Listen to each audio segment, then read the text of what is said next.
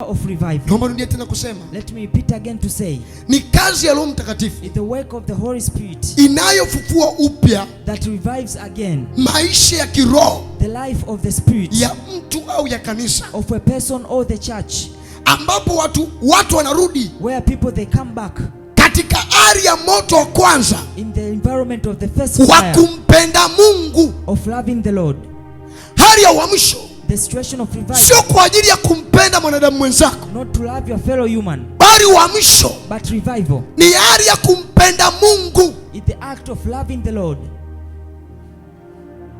Kama ndani yako. If into you. Kulikuwa kuna ukame. You had that dryness. Wa wewe kumpenda Mungu. For you to love the Lord. Uamsho. Revival.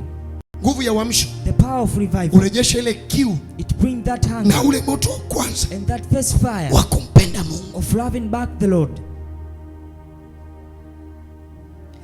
Hali yako sasa hivi ya kumtafuta Mungu ikoje? How is your situation of loving back the Lord?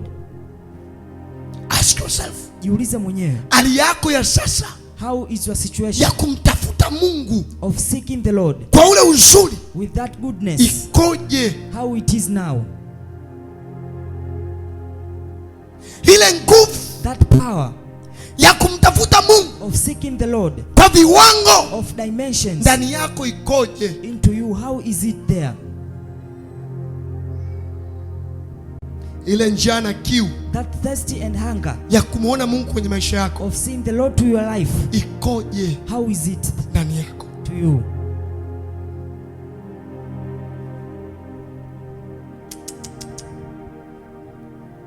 Ikoje? How is it there?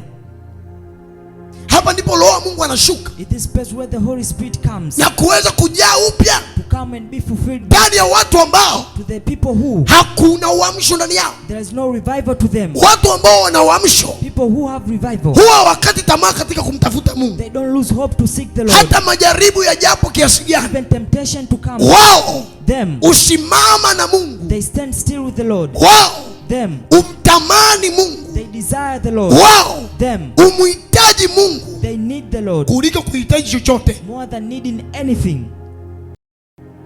Sifa ya kwanza ya nguvu ya uamsho. The first secret of revival. Ni kumfanya mwanadamu kuweza kumpenda Mungu zaidi. Is to make your fellow human to love the Lord. Kuliko kupenda chochote kwenye maisha yake. More than loving anything to the life.